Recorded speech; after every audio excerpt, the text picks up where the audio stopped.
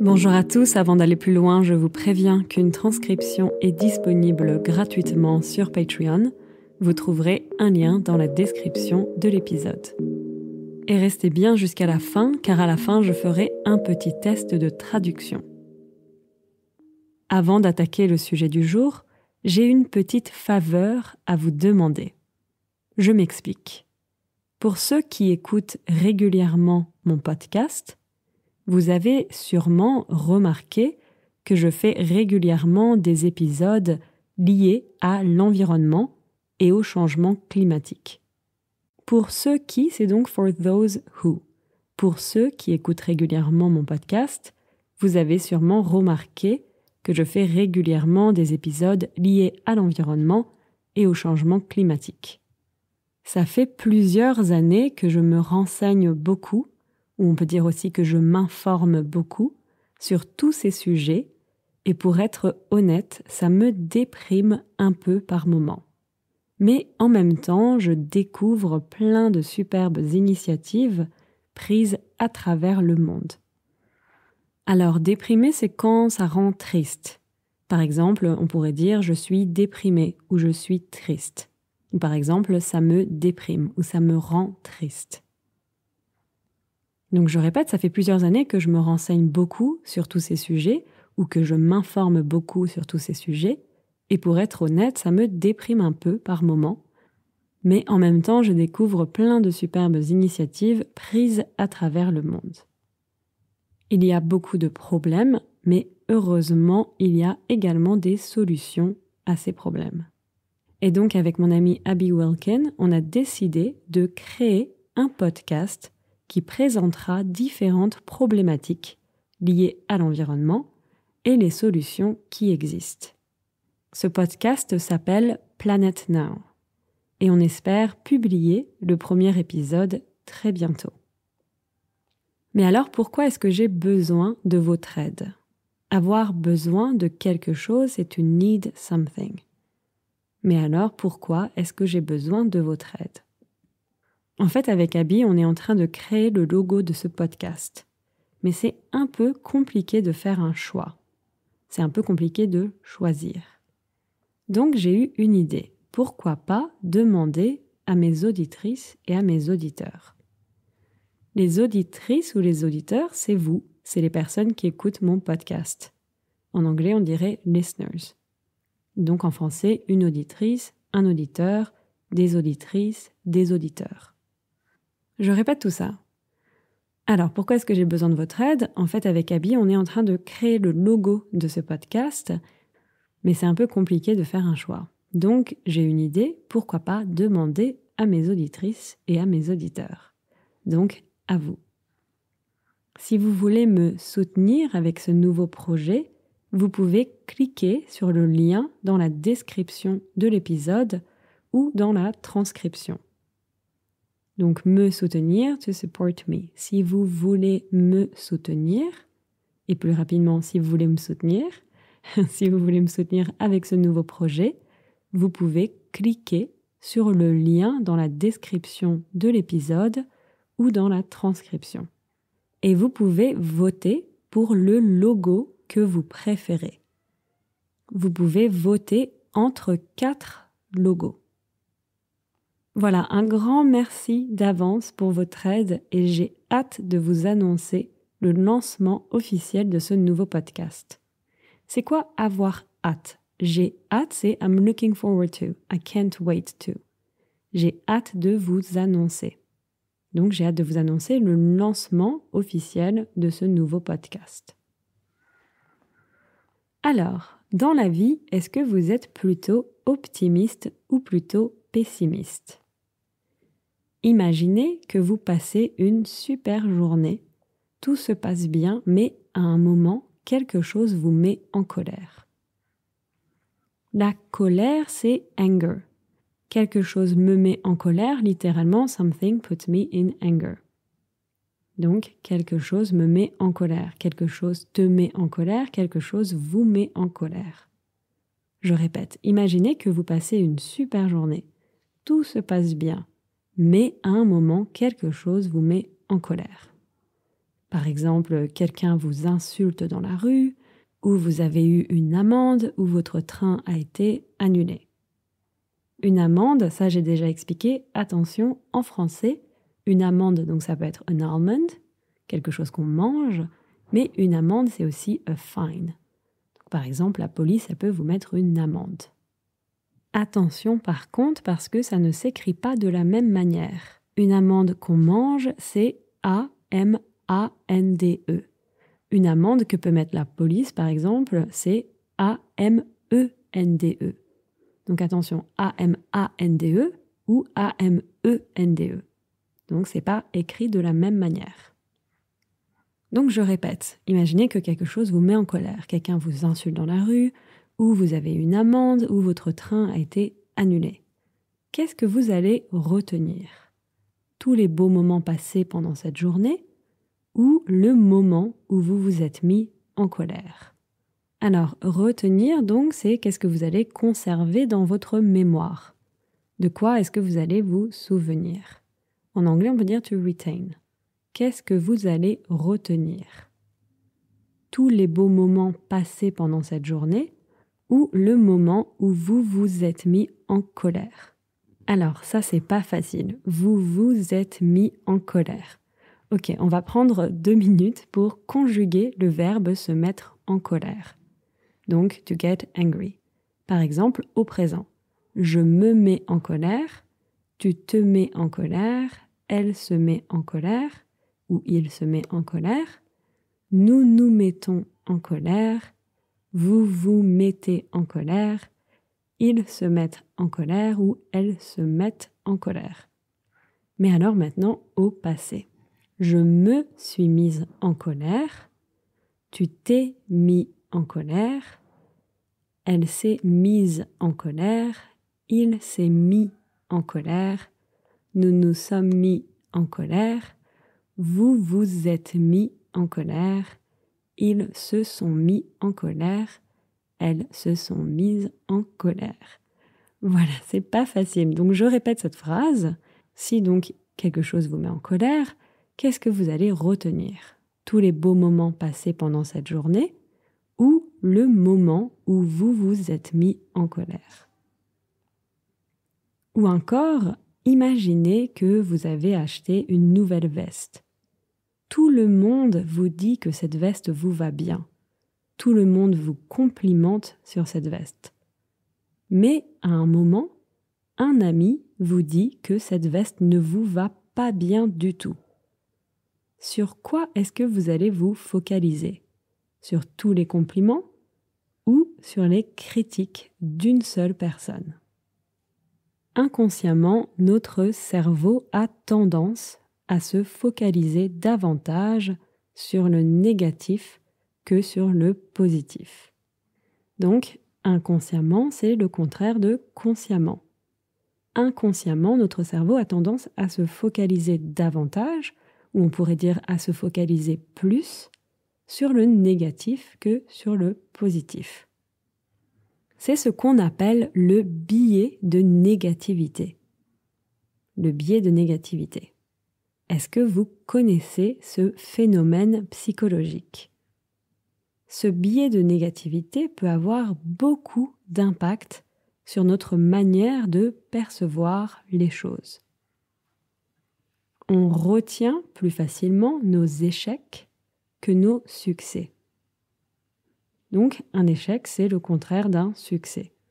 Je répète donc, ce biais de négativité peut avoir beaucoup d'impact sur notre manière de percevoir les choses. On retient plus facilement nos échecs que nos succès. On retient plus facilement les défauts d'une personne que les qualités, les critiques que les compliments, etc. Et parfois, ce biais de négativité peut nous rendre très pessimistes. Ça peut nous rendre, it can make us. Donc parfois, ce biais de négativité peut nous rendre très pessimistes. Mais pourquoi? Comment expliquer pourquoi notre cerveau retient mieux ce qui est négatif? Le cerveau, donc, c'est the brain. Comment expliquer pourquoi notre cerveau retient mieux ce qui est négatif?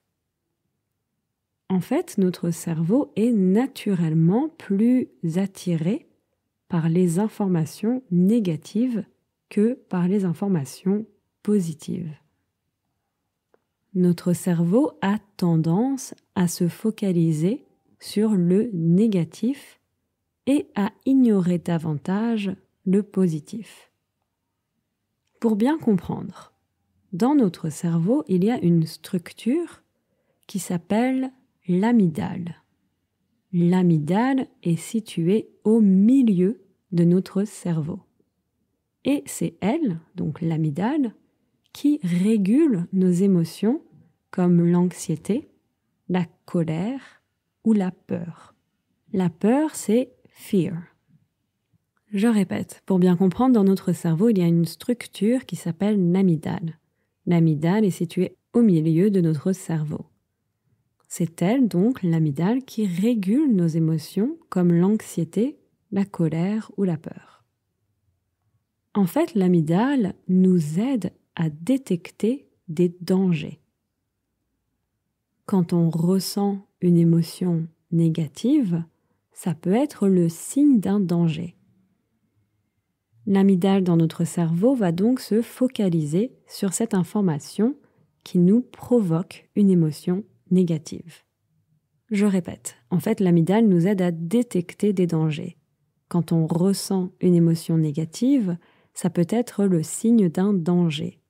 L'amygdale dans notre cerveau va donc se focaliser sur cette information qui nous provoque une émotion négative. Donc, on comprend que notre cerveau se focalise sur des informations négatives dans l'objectif de nous protéger d'un danger potentiel. Et c'est logique, notre cerveau s'est construit au début de l'humanité. L'environnement dans lequel les premiers humains ont évolué était très différent de notre environnement actuel. À tout moment, on pouvait être attaqué par un animal, par exemple. Notre cerveau a donc été paramétré pour nous protéger face à ces dangers. C'est pour ça que notre cerveau donne la priorité aux mauvaises nouvelles, à tout ce qui peut représenter un potentiel danger. Alors, c'est pour ça que, ça veut dire that's why. C'est pour ça que notre cerveau donne la priorité aux mauvaises nouvelles, à tout ce qui peut représenter un potentiel danger ou un danger potentiel. Vous pouvez le dire dans les deux ordres. Les deux ordres sont corrects. À la base, c'est donc pour maximiser nos chances de survie que notre cerveau se focalise davantage sur le négatif que sur le positif. Mais la plupart des sociétés actuelles, ou la majorité des sociétés actuelles, ne vivent plus dans les mêmes conditions. Notre environnement a beaucoup changé. Mais notre cerveau continue de fonctionner à peu près de la même manière. Le problème, bien sûr, c'est que ce fonctionnement de notre cerveau, ce biais de négativité, peut avoir un gros impact sur notre santé mentale. La santé, c'est donc the health. Et donc, on peut dire la santé mentale. Je répète ce dernier paragraphe. Le problème, bien sûr, c'est que ce fonctionnement de notre cerveau, ce biais de négativité, peut avoir un gros impact sur notre santé mentale. Par exemple, les médias diffusent énormément d'infos négatives, car notre cerveau est attiré par celles-ci. Donc ici, celle-ci, c'est by these. Donc là, je parle des infos négatives. Je répète, par exemple, les médias diffusent énormément d'infos négatives car notre cerveau est attiré par celles-ci. Les médias diffusent des histoires de crimes, d'accidents, de catastrophes, de guerres, etc. Et quand on regarde toutes ces infos à la télévision, notre cerveau est généralement plus concentré que quand on voit des infos positives. En français, on utilise aussi le terme focus. Par exemple, notre cerveau est généralement plus focus que quand on voit des infos positives. Donc c'est un tout petit peu plus familier, c'est un peu plus à l'oral qu'on pourrait dire ça. Et souvent, ce qu'il se passe, c'est qu'on rentre dans un cercle vicieux. Plus on se focalise sur le négatif, plus on va chercher à confirmer nos pensées négatives. Alors attention ici au niveau de la prononciation. Dans ce cas-là, on ne prononce pas le S. On ne dit pas plus on se focalise, mais on dit plus on se focalise. En anglais, on traduirait ce plus par the more. The more we focus on.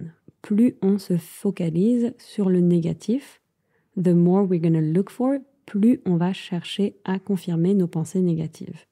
Mais donc, attention à ne pas prononcer le S. Plus on se focalise sur le négatif, plus on va chercher à confirmer nos pensées négatives. Par exemple, si on pense que le monde est mauvais, que l'humanité est mauvaise, alors on va se focaliser sur tous les événements négatifs qui confirment ce qu'on pense. Donc c'est un cercle vicieux. Ce biais de négativité peut également être un obstacle dans nos relations. Ça peut être compliqué d'avoir une relation saine avec son entourage si on se focalise davantage sur le négatif. Une relation saine, donc cet adjectif sain ou saine, ça veut dire healthy. La santé, c'est the health et l'adjectif, c'est donc sain ou saine. Je répète, ce biais de négativité peut également être un obstacle dans nos relations. Ça peut être compliqué d'avoir une relation saine avec son entourage si on se focalise davantage sur le négatif. Le biais de négativité peut donc déformer globalement notre perception du monde, ce qui peut augmenter les risques de dépression ou de troubles d'anxiété. Mais comment combattre ce biais de négativité?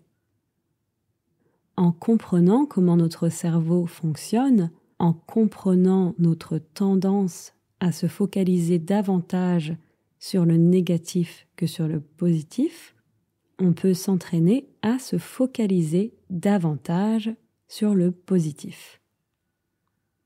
En français et dans beaucoup d'autres langues, il y a une expression qui dit « voir le verre à moitié plein ». Attention, ici le verre c'est the glass, par exemple un verre d'eau. Donc on a l'expression en français qui dit « voir le verre à moitié plein ». Moitié c'est half et plein c'est full. Donc vous comprenez ce que ça veut dire voir le verre à moitié plein.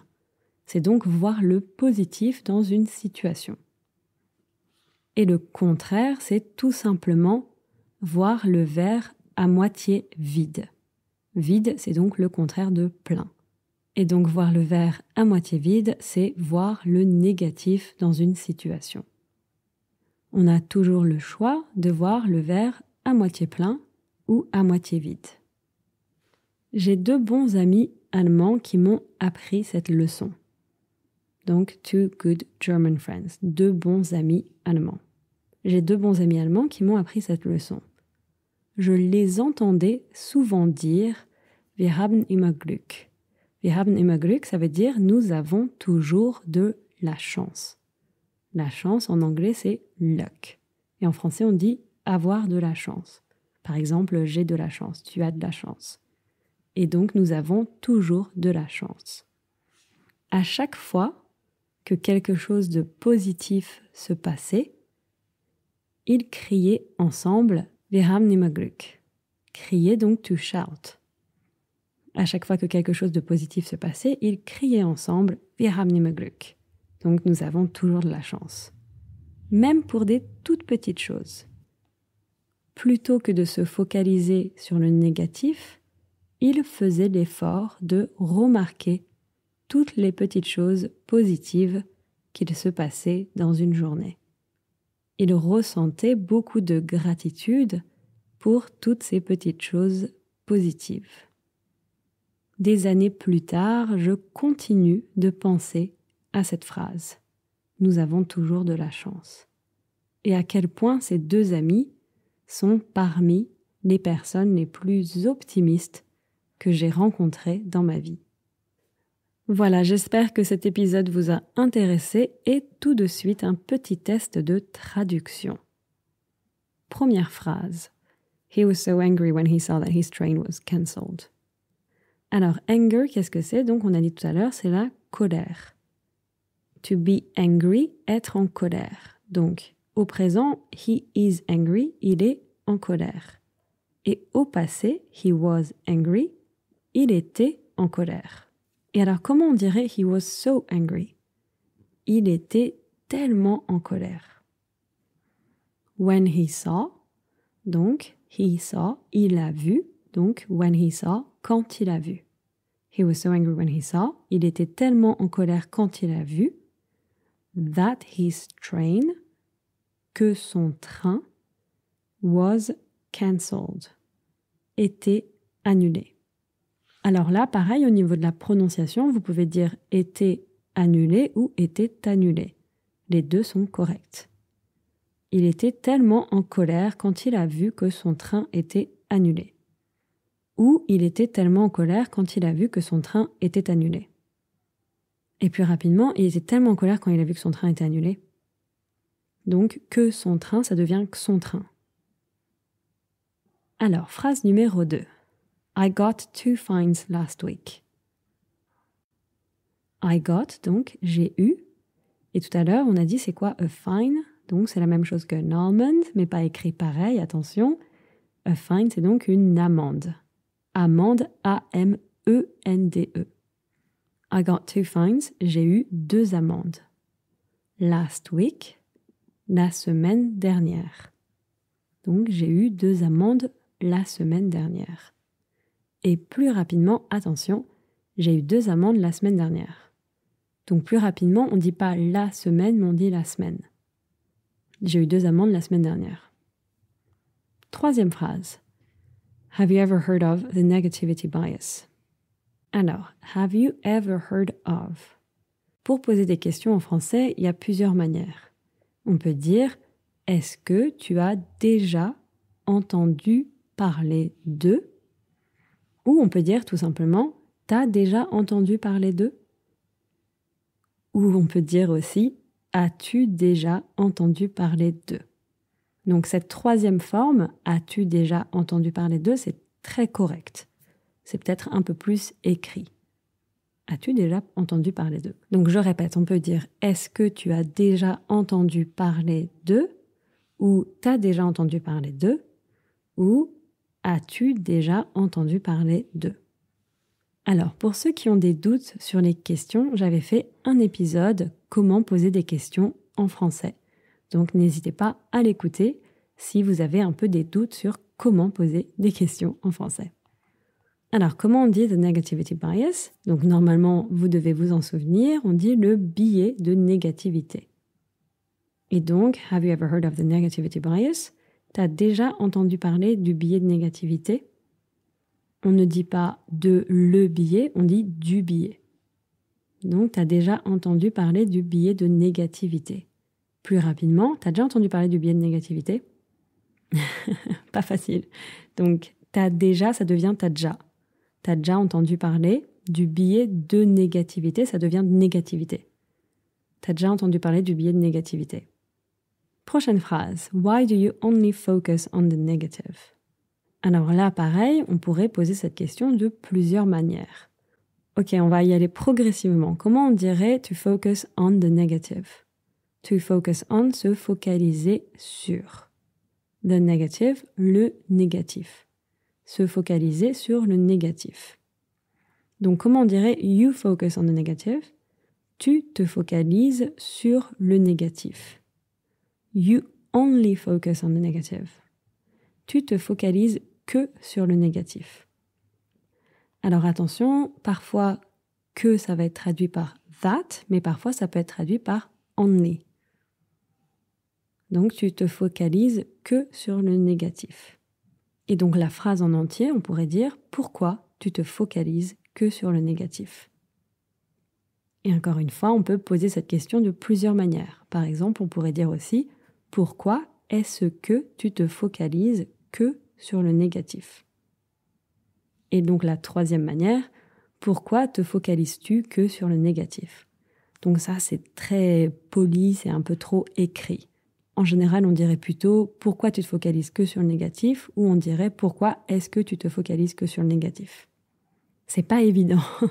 Je vous accorde que c'est pas facile, le fait qu'il y ait beaucoup de manières de poser des questions en français. Bon courage. Alors, je répète, pourquoi est-ce que tu te focalises que sur le négatif ? Pourquoi est-ce que tu te focalises que sur le négatif ? Ou pourquoi tu te focalises que sur le négatif ? Pourquoi tu te focalises que sur le négatif ? Voilà, c'est encore plus dur quand on parle rapidement. Prochaine phrase. Our brain tends to retain negative events. Our brain, notre cerveau, tends to, a tendance à. To retain, donc on a dit, c'est retenir. Et comment on dirait negative events ? Des événements négatifs. Ou ici on pourrait dire aussi les événements négatifs. Donc en entier, notre cerveau a tendance à retenir les événements négatifs. Plus rapidement, notre cerveau a tendance à retenir les événements négatifs. Donc pareil, quand on parle rapidement, on a tendance à dire « note » au lieu de « notre ». Notre cerveau, notre cerveau. Notre cerveau a tendance à retenir les événements négatifs. Et voilà, j'imagine que c'était pas facile, c'est des phrases de traduction, c'est un petit challenge. N'hésitez pas à écouter cet épisode plusieurs fois parce qu'il y avait beaucoup de vocabulaire et c'est un sujet assez complexe. Donc j'espère en tout cas que ça vous a intéressé et je vous dis à très bientôt. Ciao ciao.